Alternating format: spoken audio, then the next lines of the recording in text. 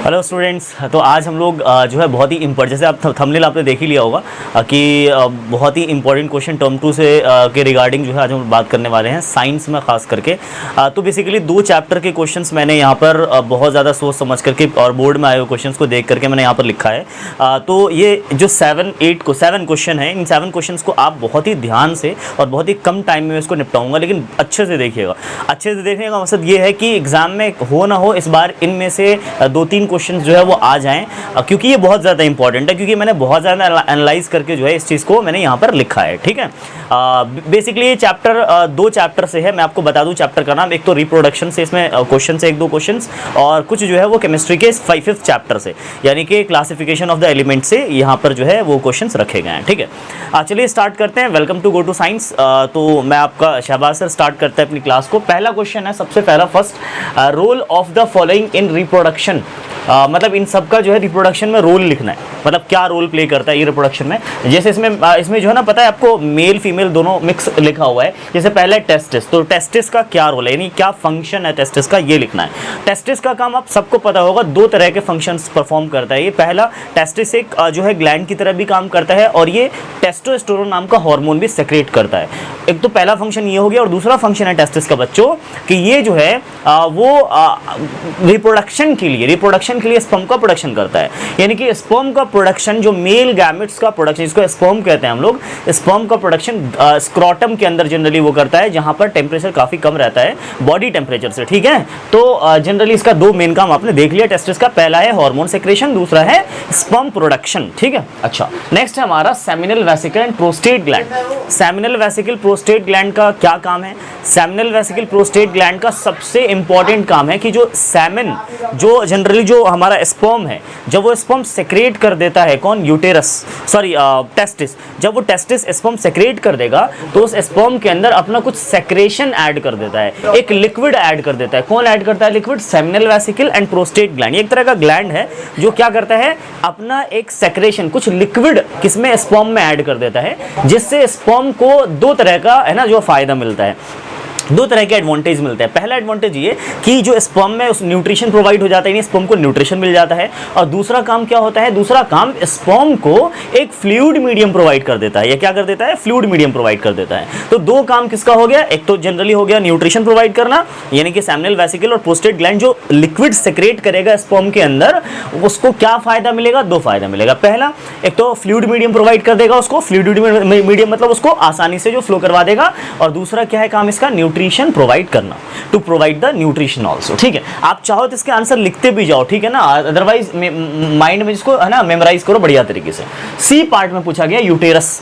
Uterus बच्चों ये जो है हमारा फीमेल रिप्रोडक्टिव सिस्टम का पार्ट है, और यूटेरस जो है आप सबको पता होगा कि इस तरह से स्ट्रक्चर होता है, दोनों तरफ जो है ओविडक्ट होता है, और उसके बाद जो इस तरह का स्ट्रक्चर है, जो जनरली बैग लाइक स्ट्रक्चर है, इसको हम क्या बोल देते हैं? यूटेरस बोल देते हैं। ठीक है, तो यूटेरस का काम क्या है? यूटेरस का काम अगर पूछे तो आपको ये बोलना है कि जो ओविडक्ट के अंदर वो होगा, फर्टिलाइजेशन होगा, उसके बाद जो जाइगोट बनते हैं, तो वो जाइगोट कहाँ के इम्प्लांट होता है? कहाँ के इम्प्लांट होता है? वो यूट्रस के अंदर इम्प्लांट होता है। मतलब implantation is taken place into the uterus by the uterus, मतलब यूट्रस के अंदर ही इम्प्लांटेशन का काम होगा। ठीक है, वो जो जाइगोट बनेंगे वो इम्प्लांट कहाँ करेंगे? यूट्रस के अंदर। अगर आपको डिटेल्ड वीडियो चाहिए ना रिप्रोडक्शन की, तो मैं लिंक डाल दिया है डिस्क्रिप्शन में, वहां जाके आप अच्छे से डिटेलिंग देख सकते हो। अभी टाइम है हमारे पास, इसलिए बता रहा हूँ। बाकी अभी क्वेश्चन पे ध्यान दो फिलहाल। ठीक है, तो यूट्रस क्या काम कर रहा है बच्चों? यूट्रस क्या कर रहा है? यूट्रस जो है वो इम्प्लांटेशन का काम कर रहा है। ठीक है, नेक्स्ट हमारा ओविडक्ट। डी पार्ट क्या है? ओविडक्ट। अभी मैंने कहा कि इस तरह से जो स्ट्रक्चर बना होता है, जो ओवरी से कनेक्टेड होता है, पाइप, इस तरह का पाइप कनेक्टेड होता है ओवरी से, तो ये जो पाइप है इसको ओविडक्ट कहते हैं। ओविडक्ट या फेलोपियन ट्यूब उसका नाम है। इसका काम होता है कि ये ट्रैवल करवा देता है, किसको ट्रैवल करवा देता है? एक तो जो क्या नाम है, फीमेल एग बनते हैं, ओवम, उसको ओवरी से लेकर के ट्रांसफर करवा देता है यूट्रस के अंदर, लेकिन उसी बीच में फर्टिलाइजेशन यही होता है। तो बच्चों अगर ये क्वेश्चन आए कि ओविडक्ट में क्या होता है, ओविडक्ट का क्या काम है, तो क्या बोलोगे कि fertilisation is takes place in the oviduct और फेलोपियन ट्यूब। ठीक है, नेक्स्ट। तो पहला क्वेश्चन आई होप के क्लियर हो गया होगा। अगर कोई डाउट्स रह जाते हैं इनमें तो आप प्लीज ना कमेंट में जरा लिख के बता देना मुझे कि कहाँ आपके डाउट्स रह जाते हैं, तो मैं कोशिश करूंगा कि ज़्यादा से ज़्यादा आपको और ज़्यादा क्लियर कर पाऊँ। आई होप कि मैंने सारे क्वेश्चन के आंसर दे दिए हैं, जहाँ तक आपका अगर डाउट बन रहा होगा वहाँ से भी। सेकंड क्वेश्चन पे आते हैं। Atomic number of the element x is 16। कह रहा है कि एक्स कोई एलिमेंट है जिसका एटॉमिक नंबर है 16। Right the number of group and period of x. X का ग्रुप बताओ और पीरियड बताओ। बच्चों मैंने ऐसे क्वेश्चंस पहले भी डिस्कस कर रखा है, बहुत बार ये क्वेश्चन पूछा गया, लास्ट टाइम पे पेपर हुआ था तो मैंने लास्ट टाइम पे भी ये क्वेश्चन डिस्कस किया था। ऐसे क्वेश्चंस आम है बिल्कुल, मतलब ये कॉमन है ऐसे क्वेश्चंस आना, ठीक है। तो मैं अभी फौरन बता देता हूँ, बहुत आसान है। एटॉमिक नंबर कितना है बच्चों? एटॉमिक नंबर है 16। तो आप क्या करो, कॉन्फिगरेशन लिखो। कॉन्फिगरेशन में लिख सकता हूँ 2, 8 और 6, ये कॉन्फिगरेशन है बच्चों, कोई दिक्कत? 2, 8, 6। लास्ट में आप चेक करो, लास्ट में जो है वैलेंस इलेक्ट्रॉन होता है, इसको कहते हैं वैलेंस इलेक्ट्रॉन। कितने हैं बच्चों? 6 है। तो बच्चों अगर वैलेंस इलेक्ट्रॉन 1 हो तो फर्स्ट ग्रुप से बिलोंग करेगा एलिमेंट, अगर यहाँ पर 2 होता तो सेकंड ग्रुप से बिलोंग करता, अगर 2 से ज्यादा है, अगर 2 से ज्यादा नंबर यहाँ पर नजर आए तो उसमें क्या करना है बच्चों? 10 ऐड कर देना है, 10 ऐड करना है, ग्रुप नंबर पता चल जाएगा। आप बताओ उसके लास्ट में कितने हैं? 2 से ज्यादा है, 2 से कम है तो फर्स्ट रहता है तो फर्स्ट ग्रुप, सेकंड रहता है तो सेकंड ग्रुप, सेकंड से ज्यादा नंबर यानी 6 भाई, 3 रहता तो 13 ग्रुप हो जाता, 4 होता तो 14th ग्रुप, 5 तो 15th ग्रुप, 6 है तो कितना हो जाएगा? 16th group. मतलब लास्ट में चेक करना है, 1 तो फर्स्ट ग्रुप, 2 है तो सेकंड ग्रुप, अदरवाइज अगर 2 से ज्यादा बढ़ा तो उसमें 10 ऐड करके बता दो, यही ग्रुप नंबर होगा। इसका ग्रुप नंबर कितना हो गया? 16। सो एक्स का ग्रुप नंबर मिल गया हम लोगों को, क्या मिल गया? 16। और पीरियड नंबर, पीरियड कैसे पता चलेगा? पीरियड बहुत आसान है, ये आपके सामने है, देखो कॉन्फिगरेशन लिखोगे तो क्या मिलेगा? के शेल, एल शेल और एम शेल। कितने शेल हो इसमें? 1, 2, 3। कितने शेल है? 1, 2, 3 शेल्स। तो जितने शेल्स होते हैं ना बच्चों, जितने शेल्स होते हैं उतने ही उसके नंबर ऑफ पीरियड्स होते हैं। So total number of group is what? 16 and the number of period is 3, यानी 16 ग्रुप से बिलोंग करेगा और थर्ड पीरियड से बिलोंग करेगा। एज यू कैन सी कि जनरली बच्चों 16 एटॉमिक नंबर होगा इसका, और एटॉमिक नंबर 16 आपको पता है क्या होता है, इसका नाम है सल्फर। ठीक है, नेक्स्ट क्वेश्चन नंबर 3 है बच्चों। 3 में क्या कह रहा है? State Mendeleev periodic law, right the number of group and period in Mendeleev period. पहले इसका ही आंसर दे देता हूं मैं आपको। Right the number of group and period, कितने ग्रुप और कितने पीरियड है? मॉडर्न पीरियोडिक टेबल, एमपीटी मतलब modern periodic table. Total group कितने हैं? बहुत बच्चे जानते हो, अगर जानते हो तो कमेंट में लिख के बताओ कितने ग्रुप है टोटल, कितने ग्रुप हैं मॉडर्न पीरियोडिक टेबल में। तो बच्चों मॉडर्न पीरियोडिक टेबल में कितने ग्रुप है? 18th ग्रुप है। ओके, जिन्होंने 18 लिखा है बिल्कुल सही है, 18th ग्रुप है। और जो क्या नाम है, जनरली ग्रुप पीरियड है हमारे, उसमें मॉडर्न पीरियोडिक टेबल के अंदर जो पीरियड हैं वो कितने हैं बच्चों? पीरियड मतलब होता है हॉरिजॉन्टल रोज, ये कितने हैं? ये टोटल 7 पीरियड्स हैं बच्चों, 7 पीरियड्स हैं। ठीक है, आप कमेंट सेक्शन में लिख के बता दिया करो अगर आपको पता है तो। अब इस तरह इसका आंसर बताते हैं। State Mendeleev periodic law. Mendeleev periodic law एक बहुत आसान सा डेफिनेशन के फॉर्म में है कि properties of elements are the periodic function of their atomic number. Properties of elements are the periodic function of their atomic number. नहीं आपको याद है तो आप इसको लिख लो, ठीक है, आप उसको दोबारा से रिपीट करके लिख लो। इसका मतलब ये होता है कि अगर आप एलिमेंट्स को एटॉमिक नंबर के अकॉर्डिंग अरेंज करते हो तो इसके अंदर एक पीरियोडिसिटी नजर आएगी, मतलब सर्टेन इंटरवल पे उनकी प्रॉपर्टीज क्या होंगी? एलिमेंट की प्रॉपर्टीज मैच करेंगी। ठीक है, हाँ ये इसका मतलब है। अच्छा, उसके बाद ये क्वेश्चन हो गया बच्चों, क्या है? स्टेट मेंडलीव पीरियोडिक लॉ, जो मैंने आपको स्टेटमेंट बता दिया और इसका आंसर तो आपने आपको बता ही दिया। ठीक है, नेक्स्ट क्वेश्चन नंबर 4 पे आया था बच्चों। तो हमारे 3 क्वेश्चन होगा, 1, 2 और 3 हो गए। क्वेश्चन नंबर 4 क्या है? P and Q elements belongs to the group number 2 and the period number 2 and 3। मतलब P और Q सेम ग्रुप से है। किस ग्रुप से है? सेकंड ग्रुप से। लेकिन कह रहा है कि पीरियड नंबर P का 2 है और Q का 3 है। P का पीरियड नंबर कितना है? 2। P का पीरियड नंबर कितना है? 2 और Q का पीरियड नंबर कितना बच्चों? 3। तो आपसे क्या कह रहा है क्वेश्चन? हम तो इन्फॉर्मेशन दिया, क्वेश्चन आप पूछा, कह रहा है right the atomic number of P and Q. सबसे आसान सा है ना क्वेश्चन कि right the atomic number of P and Q. बच्चों पी का एटॉमिक नंबर क्या होगा? तो पहले पता करते हैं पी के लास्ट शेल में कितने इलेक्ट्रॉन है। पी के लास्ट शेल में कितने इलेक्ट्रॉन, देखो तरीका देखो लिखने का, इसका आंसर पता करने का तरीका देखो। आप पी के लास्ट शेल में चेक करना चाह रहे हो कि कितने क्या है इलेक्ट्रॉन से, तो चेक करो कि ये किस ग्रुप से बिलोंग कर रहा है।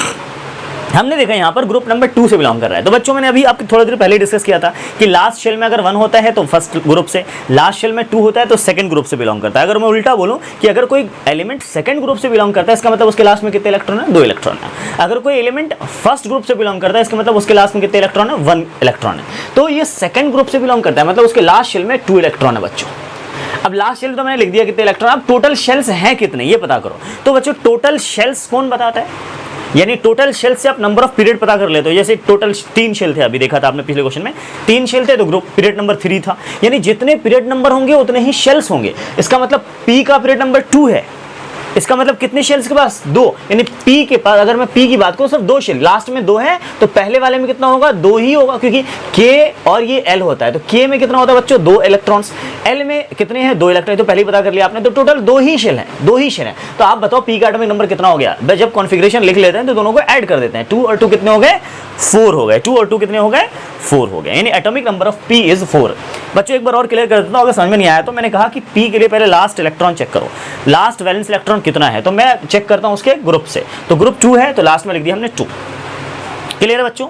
अगर ग्रुप 1 होता है तो लास्ट में लिख देते 1, अगर ग्रुप 13 होता है तो लास्ट में लिख देते 3, क्योंकि मैंने बताया था 2 से जैसे एक्सीड करेंगे 10 ऐड करेंगे, तो आप 13 ग्रुप है, इसका मतलब थर्ड उसके लास्ट में 3 इलेक्ट्रॉन्स है बच्चों, ठीक है। तो ग्रुप नंबर 2 था, मैंने 2 लिख दिया। अब देखा कि कितने शेल्स हैं इसमें, मैंने 2 ही शेल क्यों लिखा, क्योंकि इसमें लिखा हुआ कि पी सेकंड पीरियड से बिलोंग करता है, तो जो जितने पीरियड से बिलोंग करेगा उसमें उतने ही शेल्स होंगे। तो आप ही बताओ कि अगर इसका लास्ट शेल ही है तो उससे पहले वाला शेल एक ही, मतलब जनरली 2 ही शेल है इसके अंदर, तो इसमें कितने इलेक्ट्रॉन होंगे आप ही बताओ। तो पहला वाला शेल कौन सा होता है, के शेल होता है, के में कितने इलेक्ट्रॉन होते हैं 2, और उसके बाद वाले में कितने हैं 2, तो दोनों को ऐड करने पर आएगा कि हमारा एटॉमिक नंबर, तो पी का एटॉमिक नंबर कितना हो गया 4 हो गया। सो पी का एटॉमिक नंबर आ गया 4 आंसर, ठीक है। अब क्यू का इसी तरह से आप जरा कमेंट में क्यू का बताओ एटॉमिक नंबर कितना।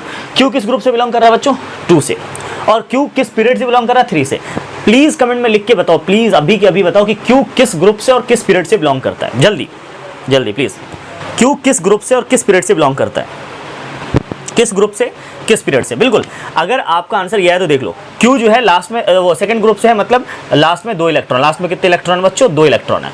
शेल्स कितने हैं इसमें 3 शेल है, क्योंकि थर्ड पीरियड से बिलोंग कर रहा है। तो बच्चों इससे पहले वाले को 8 इलेक्ट्रॉन मिले, उसके पहले वाले को 2 इलेक्ट्रॉन मिलेगा, 2 8 2 यानी कितने हो गए 8 2 10 और 2 12, यानी atomic number is 12, atomic number is 12, ठीक है। किसका एटॉमिक नंबर 12 है, क्यू का एटॉमिक नंबर 12 है। तो ये क्वेश्चन भी हमारा हो गया, इस तरह से आप पता कर सकते हैं। आगे इसमें नहीं, आगे इसमें और कुछ पूछा है, विच इज ग्रेटर, यानी पी बड़ा है कि या क्यू बड़ा है, मतलब ये तो मॉडर्न प्रेडिक्टेबल से क्वेश्चन हो गया। पी बड़ा है यानी एटॉमिक साइज के बारे में बात हो रही है कि पी का एटॉमिक साइज बड़ा है या क्यू का एटॉमिक साइज बड़ा है। आप यहाँ पे चेक कर लो कि सेम ग्रुप से हैं बच्चों, सेम ग्रुप से हैं और सेकंड पीरियड और थर्ड पीरियड से हैं, मतलब पी कुछ यहाँ होगा और क्यू कुछ यहाँ पर होगा, मतलब कुछ इस तरह से है ग्रुप। तो सेम ग्रुप में यानी सेकंड ग्रुप में फॉर एग्जांपल मान लेते हैं सेकंड ग्रुप में बच्चों, ठीक है। तो पी बड़ा क्यू बड़ा। अब आप याद करो कि मॉडर्न प्रेडिक्टेबल में ऊपर से नीचे आने पर, टॉप टू बॉटम आने पर एटॉमिक साइज इंक्रीज करता है कि डिक्रीज करता है। मैं आपको तरीका बता देता हूँ पता करने का, ठीक है। आप सुनो ध्यान से, क्या है ऊपर अगर मैं पी जो है पी के लास्ट शेल में इलेक्ट्रॉन चेक करूँ कितने हैं, अभी आपने एक कॉन्फ़िगरेशन लिखा था पी का कितना था 2,2 और इसका कितना है 2,2 8,2। आप बताओ किस में ज्यादा शेल है, नंबर ऑफ शेल्स किस में ज्यादा है बच्चों, नंबर ऑफ शेल जिसमें ज्यादा होगा वही तो बड़ा होगा। देखो ना 2 8 2 यानी क्यू के पास ज्यादा शेल है, पी के पास 2 ही शेल है, 2 ही घर है के और एल, इसमें के एल एम, मतलब जिसके पास ज्यादा शेल वो ज्यादा एटॉमिक साइज उसका बड़ा होगा। कैसे आप यहाँ पर देख सकते हो, मैं इसको हटा देता हूँ अभी फिलहाल। आप देखो जैसे मान लो ये हमने ये क्या किया, ये हमने पी लिखा, ये पी के पास 2 ही शेल है, लेकिन अगर क्यू का बनाना होगा तो कैसे बनाऊंगा, देखो ये क्यू है, बताओ कौन बड़ा हो गया, क्यू के पास 3 शेल है तो क्यू बड़ा हुआ ना, पी तो छोटा हो गया। इस तरह से जनरली हम नंबर ऑफ शेल्स से पता कर सकते हैं कौन बड़ा है कौन छोटा, कब, जब एक ही ग्रुप में बिलोंग करे कोई 2 एलिमेंट तब। लेकिन अगर एक सिंगल कोई सेम पीरियड से बिलोंग करता है तो फिर जो है मैं उसका एटॉमिक साइज जो है मैं नंबर ऑफ शेल से पता नहीं चलेगा, क्योंकि अगर सेम पीरियड से बच्चों आ जाएगा तो क्या होगा, नंबर ऑफ शेल्स जो है वो दोनों में सेम होंगे। तो पता करना पड़ेगा लास्ट में जिसके ज्यादा इलेक्ट्रॉन हो, जैसे उसने दे दिया कि एक ही पीरियड में 2 इलेक्ट्रॉन है, 2 एटम है, जैसे मान लो एक पी है एक क्यू है, एक पीरियड सेम है, ग्रुप सेम नहीं इस बार पीरियड सेम है, तो आप क्या देखना जिसके लास्ट में ज्यादा इलेक्ट्रॉन हो ना वो छोटा होगा। आसान सा ट्रिक है, जिसके लास्ट में कॉन्फ़िगरेशन लिख लेना, जिसके लास्ट में ज्यादा इलेक्ट्रॉन वो छोटा, जिसके लास्ट में कम इलेक्ट्रॉन वो बड़ा, ठीक है। चलो उसके बाद नेक्स्ट क्वेश्चन हमारा क्वेश्चन नंबर 5 क्या है, क्वेश्चन नंबर 5 देखो, कह रहा है explain mono hybrid cross of the Mendel also explain law of independent assortment. इसी की हेल्प से इस क्वेश्चन को बहुत ही ज्यादा पूछा जाने वाला क्वेश्चन है ये, कि मेंडल के एक्सपेरिमेंट में मोनो हाई, एक्चुअली एक और चैप्टर में कवर कर लिया मैंने इस क्वेश्चन के हिसाब से, एक्चुअली हेरिडिटी का क्वेश्चन आ गया लेकिन इंपॉर्टेंट है इसलिए मैंने लिख दिया यहाँ पर, ठीक है, कि मेंडल का मोनो हाइब्रिड क्रॉस आप थोड़ा सा एक्सप्लेन करके बता दो। और बच्चों ये जनरली ये जो क्वेश्चन है हमारा मोनो हाइब्रिड क्रॉस वाला, ये 2 से 3 नंबर के क्वेश्चन बनते हैं, ठीक है। यहाँ से कितने क्वेश्चन बनते हैं 2 से 3, इसके लिए मेरे क्वेश्चंस मिटाने पड़ेंगे क्योंकि मैं इसको यहाँ पर सॉल्व करके दिखाऊंगा, ठीक है। चलिए तो मोनो हाइब्रिड क्रॉस दिखाना है बच्चों। मोनो हाइब्रिड क्रॉस का मतलब होता है, पहले समझ लो, मोनो हाइब्रिड क्रॉस का मतलब होता है, मोनो मतलब एक, यानी हाइब्रिड मतलब कैरेक्टर, एक कैरेक्टर की स्टडी होगी। तो मेंडल ने जो एक्सपेरिमेंट किया था उसमें जो है ना टॉल और शॉर्ट की बात की गई थी, मतलब एक ही कैरेक्टर यानी हाइट की बात हुई थी। तो मोनो हाइब्रिड क्रॉस में क्या हुआ था, पहले F1 जनरेशन को लाया गया था, यानी प्योर टॉल प्लांट लिया गया और प्योर शॉर्ट प्लांट लिया गया, ठीक है। फिर दोनों के बीच क्रॉस हुआ, जब क्रॉस हुआ तो ऐसे करते हैं, पहले वाले टी का पहले वाले टी के साथ, तो जब पहले वाले टी का पहले वाले टी के साथ आया तो कुछ इस तरह से पेयर बनेगा जीन्स का, ठीक है। उस पर फिर से पहले वाले टी का इसके दूसरे वाले टी के साथ, तो क्या जीन का पेयर बनेगा बच्चों, कैपिटल टी स्मॉल टी। अब आप बताओ पहले वाला टी का दोनों के साथ कर लिया, पहले वाले टी का पहले के साथ कर लिया, पहले वाले टी का दूसरे के साथ कर लिया, आया। अब आप बच्चों दूसरे वाले टी का भी सेम करो, दूसरे वाले टी का पहले टी के साथ, फिर दूसरे वाले टी का दूसरे टी के साथ, तो दूसरे वाले टी का पहले टी के साथ कर लिया यहाँ, कैपिटल टी स्मॉल टी, ठीक है। फिर दूसरे वाले टी का फिर दूसरे वाले टी से कर लो, ठीक है बच्चों, बहुत आसान सा, कुछ नहीं है इसमें। ये कैसा है, टॉल आया सर, ये कैसा है, टॉल, क्योंकि बच्चों देखो डोमिनेंट ये है, कैपिटल टी अगर आ गया एक भी कैपिटल टी मतलब वो टॉल है बच्चों, तो सारे के सारे क्या आ गए बच्चों, टॉल, सारे के सारे क्या आ गए बच्चों, टॉल। इसका मतलब है कि जो पेरेंट, इधर देखो ध्यान से, इसमें प्योर टॉल था और प्योर शॉर्ट था, यानी ये टॉल प्लांट है और ये शॉर्ट प्लांट है बच्चों, ये टॉल है ये शॉर्ट है। लेकिन अब आप ध्यान दो कि शॉर्ट प्लांट नहीं दिखे इसके गैप, उसमें ऑफ स्प्रिंग में शॉर्ट एक भी नहीं दिखा, सारे टॉल आ गए। इसका मतलब ये दिखा रहा है कि जो पेरेंट के जीन्स हैं इस पर ऑफ स्प्रिंग के जीन्स, ये जो एक तरह से चाइल्ड आए, जो इनके जीन्स अपने पेरेंट के जीन पर डिपेंड नहीं कर रहा। offspring, the genes of offspring does not depend on the genes of the parents। इसका मतलब यही होता है लॉ ऑफ इंडिपेंडेंट असॉर्टमेंट। आप ये लिख सकते हो और ये दिखा सकते हो क्रॉस। ये तो हो गया F1 जनरेशन। इस जनरेशन को क्या बोलेंगे, F1 जनरेशन, इसी को फर्स्ट फिलियल जनरेशन भी कहते हैं, ठीक है बच्चों। चलो अब F2 जनरेशन में क्या हुआ, इसी में से दो को उठा लिया गया, किसी दो प्लांट को, capital T small T, capital T small T. अब आप जरा इसको क्रॉस करके बताओ कैसे क्रॉस करेंगे, capital T small T, capital T small T. देखो पहले टी के साथ पहले टी, तो कैपिटल टी आया, फिर पहले टी का दूसरे वाले टी के साथ, पहले टी का ही करना है पहले दोनों से, तो कैपिटल टी स्मॉल टी आ गया, फिर दूसरे वाले टी का पहले वाले टी के साथ, तो क्या आया, कैपिटल टी स्मॉल, यानी स्मॉल टी कैपिटल टी एक ही बात है, आप कैपिटल टी पहले लिख लो ज़्यादा बेटर है, दूसरे वाले टी का दूसरे वाले टी के साथ, तो स्मॉल टी स्मॉल टी। आप बताओ कि ये तीन जो कंडीशन अराइज हो रहे हैं, ये टॉल, ये क्या है, टॉल, ठीक है बच्चों, और ये जो है हमारा ये क्या है, ये क्या है, ये शॉर्ट है। तो बच्चों यहाँ पर जो टॉल्स आए वो कितने टॉल प्लांट आए, 3 टॉल, 1 शॉर्ट आया। तो बच्चों टॉल और शॉर्ट के बीच जो रेशियो बना उसको क्या बोलते हैं, 3:1, 3:1, ठीक है। तो इसी को कहते हैं फिनोटाइपिक रेशियो। क्या बोलते हैं बच्चों, फिनोटाइपिक रेशियो, फिनोटाइपिक रेशियो, ठीक है। ये बहुत बार पेपर में पूछा गया है कि फिनोटाइपिक रेशियो लिखे इसके अंदर, तो आप घबरा जाते हो, क्या मतलब यही है कि कितने टॉल है कितना शॉर्ट है, तो 3:1, 3 टॉल 1 शॉर्ट। लेकिन अगर ये पूछा जाए व्हाट इज जीनोटाइपिक रेशियो, इसके जीन्स के टाइप बताइए, जीनोटाइपिक रेशियो, तो आप क्या लिखोगे, आप बताओ कि इसके जो जीन्स के टाइप है वो कितने तरह के। देखो एक तो प्योर टॉल वाला है, तो एक प्योर टॉल वाला रेशियो, 2 मिक्स टॉल है, 2 मिक्स टॉल है ना, कैपिटल टी स्मॉल टी वाला मिक्स वाला है, इन हेटेरोजाइगस कंडीशन है तो 2 मिक्स टॉल वाला रेशियो, एक प्योर शॉर्ट है तो 1, यानी कि जो जीनोटाइपिक रेशियो बना वो 1:2:1 बना, और फिनोटाइपिक रेशियो बना वो 3:1 बना। जीनोटाइपिक मतलब जीन्स के टाइप्स कैसे आए हैं, और फिनोटाइपिक मतलब उसके कैरेक्टर्स क्या है, मतलब टॉल है कि शॉर्ट है, ये फिनोटाइपिक रेशियो होता है। क्लियर है बच्चों, आई होप कि आपको ये क्वेश्चन क्लियर होगा। और इसी के साथ साथ मैंने आपको लॉ ऑफ इंडिपेंडेंट असॉर्टमेंट भी एक्सप्लेन कर ही दिया पहले में ही। तो मोनो हाइब्रिड क्रॉस भी एक्सप्लेन हो गया, F1 जनरेशन, और ये था हमारा F2 जनरेशन। कौन सा जनरेशन है, F2 जनरेशन, ठीक है। और आपने साथ में लॉ ऑफ इंडिपेंडेंट असॉर्टमेंट देख लिया। क्या मतलब लॉ ऑफ इंडिपेंडेंट असॉर्टमेंट का, क्या मतलब लॉ ऑफ इंडिपेंडेंट असॉर्टमेंट का क्या मतलब है कि जो ऑफ स्प्रिंग के जीन्स है does not depend on the jeans of the parents. और ये करके आप स्पेशली दिखाओ कि this shows that this is the example of the law of independent assortment. I hope कि आपको ये चीज़ क्लियर हो गया होगा, ठीक है। गर्मी बहुत ज़्यादा हो रही है बच्चों, तो बच के रहिएगा, एग्जाम चल रहा है आपके वैसे भी। चलो क्लियर है बच्चों, अब आगे बढ़ते हैं हम लोग थोड़ा सा नेक्स्ट क्वेश्चन पे, क्वेश्चन नंबर 6 पे आते हैं। Question number 6, explain following. क्या क्या है भाई, किस किस को एक्सप्लेन करना है, unisexual, bisexual, fertilisation, placenta, menstruation cycle, तो ये सब एक्सप्लेन करना है। डेफिनेशंस पेपर में पूछे जाते हैं इन सबसे रिलेटेड, तो मैं इसको एक्सप्लेन कर देता हूँ। जल्दी से बताओ, यूनिसेक्सुअल फ्लावर के बारे में एक्चुअली पूछा गया है, तो क्या होता है यूनिसेक्सुअल फ्लावर, कोई बोलेगा, कमेंट में लिखना चाहेगा तो लिख दो कमेंट में, व्हाट इज या what do you mean by unisexual flower, या आप चाहो एग्जाम्पल ही लिख दो। चलो example of unisexual flower, example लिख दो आप, चलो एनीवन कह सकते हैं, बता सकते हैं। चलो मैं बताता हूँ, यूनिसेक्सुअल फ्लावर वैसे फ्लावर को कहते हैं जिसमें या तो मेल या फीमेल जो है ना रिप्रोडक्टिव सिस्टम यानी रिप्रोडक्टिव पार्ट्स पाए जाते हैं। क्या बोला मैंने कि those flowers which contain either male or female part, those flowers which contain either male or female part are called unisexual flower. और इसके एग्जांपल्स क्या क्या है बच्चों, इसके एग्जांपल्स है जनरली पपाया और वाटरमेलन। क्या है लिख लो आप, अगर नहीं लिखा, आप नहीं पता तो लिख लो, पपाया एंड वाटरमेलन। नेक्स्ट है बाइसेक्सुअल। बाइसेक्सुअल फ्लावर जिसमें क्या होगा, जिसमें क्या लिखेंगे कि those flowers which contain both male and female gametes, male and female parts, ठीक है, reproductive parts are called bisexual flower. Examples are hibiscus and mustard. क्या लिखोगे एग्जांपल में, hibiscus, hibiscus and mustard, hibiscus and mustard, याद रहेगा सबको, hibiscus and mustard, very nice, ठीक है। नेक्स्ट आप क्या है, फर्टिलाइजेशन। बच्चों ये हो गया सेक्शन बाइसेक्सुअल में फर्टिलाइजेशन क्या होता है। फर्टिलाइजेशन की डेफिनेशन है fusion of male and female gamete. क्या है, फ्यूजन ऑफ, यानी फ्यूजन मतलब होता है मिलना, fusion of male and female gamete are called fertilisation, is called fertilisation, sorry.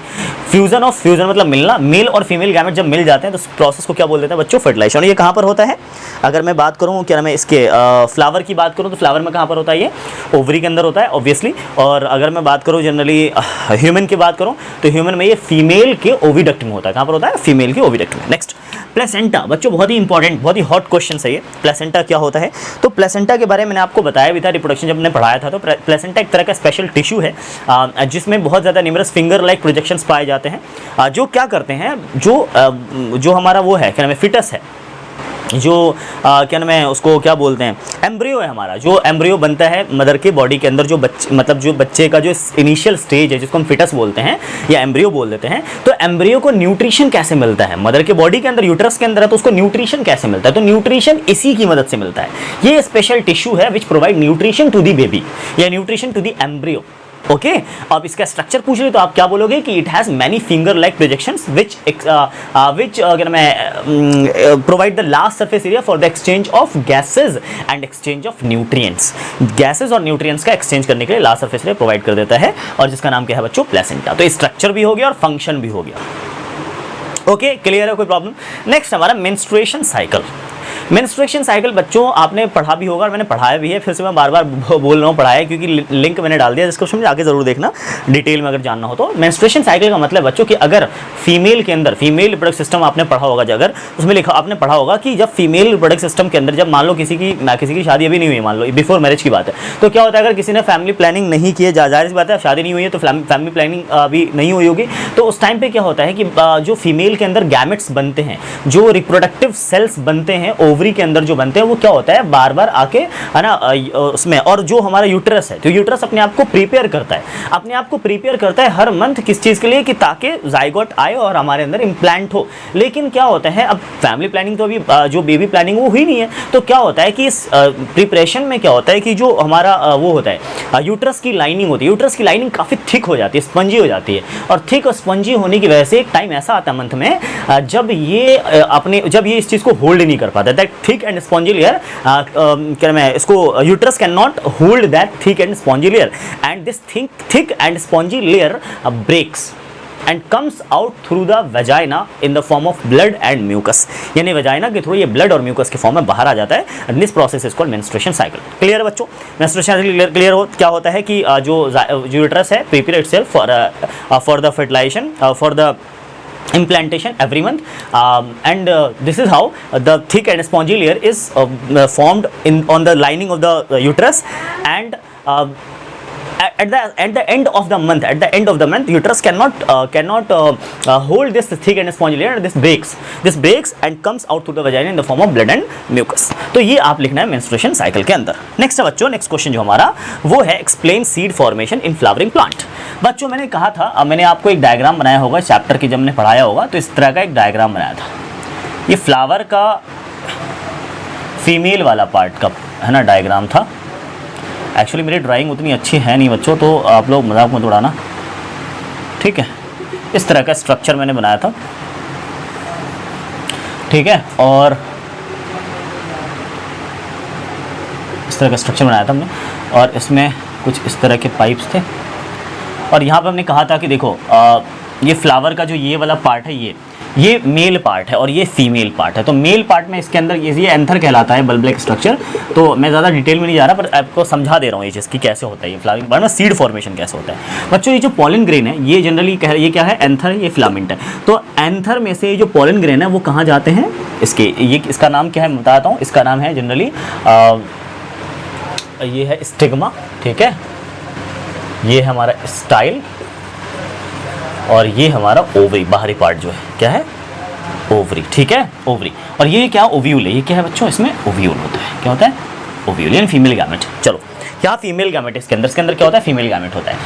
बच्चों क्या होता है, जो पॉलन ग्रेन, इसके अंदर जो पॉलन ग्रेन है, पॉलन ग्रेन, पॉलन ग्रेन, जो पॉलन ग्रेन है बच्चों, यहाँ से किसी भी मीन्स के थ्रू जब ये आएगा किसके अंदर, स्टिग्मा के अंदर, तो ये पॉलन ग्रेन जब स्टिग्मा में एंटर कर दे, ये पॉलन ग्रेन जब स्टिग्मा में एंटर करेगा तो जैसे ही एंटर करता है वैसे ही एक टेम्पररी पाइप बन जाता है। इस पाइप का नाम पता है क्या होता है बच्चों, फैलोपियन ट्यूब। क्या बोलते हैं इसको, fallopian tube, sorry fallopian tube नहीं बोलते इसको हम लोग, पॉलन ट्यूब बोलते हैं। क्या बोलते हैं इसको बच्चों, पॉलन ट्यूब, पॉलन ट्यूब, ठीक है।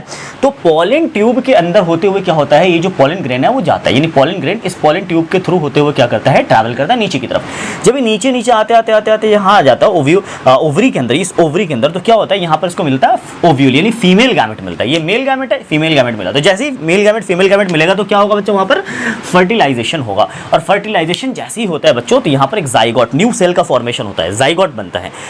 सुनते जाना, जाइगोट बनने के बाद यहाँ पर जाइगोट धीरे धीरे डेवलप होता है और एम्ब्रियो बना लेता है, और एम्ब्रियो जो है वो कन्वर्ट हो जाता है। एम्ब्रियो मतलब कि कहाँ पर बना एम्ब्रियो, वो ये इसके अंदर बना, ओवरी के अंदर नहीं, ओव्यूल के अंदर बना। और ओव्यूल जो है ये कन्वर्ट हो जाता है किसके अंदर, सीड में। ओव्यूल किस में बन जाता है, सीड में कन्वर्ट हो जाता है। और ये जो ओवरी ये बड़ा होते होते ये फ्रूट बना लेता है। क्या बना लेता है, फ्रूट बना लेता है। इस तरह से सीड का फॉर्मेशन होता है बच्चों। सीड जो है एक फ्यूचर प्लांट है। सीड क्या है बच्चों, एक फ्यूचर प्लांट है। सीड के दो पार्ट होते हैं, एक ऊपर वाला प्लूम्यूल कहलाता है और नीचे वाला रेडिकल कहलाता है। प्लूम्यूल वर्ट जो ऊपर वाला पार्ट है, इस तरह का सीड होता है। इस तरह के सीड का स्ट्रक्चर आपने शायद देखा होगा, तो मेरे ख्याल से इस तरह का स्ट्रक्चर आपको नजर आया होगा, है ना। एनसीईआरटी में इनका स्ट्रक्चर बना रखा है। तो ये सीड है, तो सीड का ऊपर वाला पार्ट प्लूम्यूल कहलाता है, प्लूम्यूल, और नीचे वाला पार्ट रेडिकल कहलाता है। क्या कहलाता है, रेडिकल। तो बच्चों प्लूम्यूल फ्यूचर शूट होता है और ये फ्यूचर रूट होता है, और ये कहलाता है कॉटिलेडन। क्या कहलाता है, कॉटिलेडन। और कॉटिलेडन क्या होता है, कॉटिलेडन न्यूट्रिशन जो है न्यूट्रिएंट्स को स्टोर करता है। क्या करता है, न्यूट्रिएंट्स को स्टोर करता है। तो आपने जो ना चने का डायग्राम देखा होगा, चने को ना ग्राम को दो पार्ट में उन्होंने तोड़ के दिखाया है एनसीईआरटी के अंदर डायग्राम। तो इस तरह से जनरली सीड का फॉर्मेशन होता है बच्चों। आप स्टेप बाय स्टेप बता सकते हो कि क्या होता है। Pollen grain, first pollen grain comes into and enter into the stigma and it goes through the pollen tube, and after that it fuses with the ovule यानी female gamete, and the fusion of male and female gamete is called fertilization. After fertilization zygote is formed. इसको आप लिख लो, है ना, रोक करके लिख लेना। After fertilization zygote is formed in the ovary and zygote develops to form embryo and ovule. Finally ovule converts into the seed and the ovary ripen मतलब पक जाता है and converts into the fruit.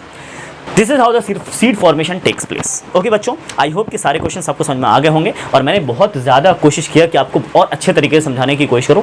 और अगर आपको मेरे अंदर कोई भी एडवाइस और कुछ भी अगर आपको देना हो, या कोई ऐसे डाउट्स मन में आए, या कुछ भी इससे रिलेटेड कुछ भी क्वेश्चन हो आपके मन में, तो आप प्लीज़ कमेंट सेक्शन में लिख करके ज़रूर बताइएगा मुझे। और अगर वीडियो अच्छी लगी हो तो लाइक ज़रूर कीजिएगा। टर्म 2 के लिए आपके लिए बेस्ट ऑफ लक। अगर आप नए हो तो जल्दी से सब्सक्राइब कर लो, इस तरह के वीडियोज़ आपको मिलते रहेंगे time. It's my promise. Thank you so much, thanks a lot, thank you.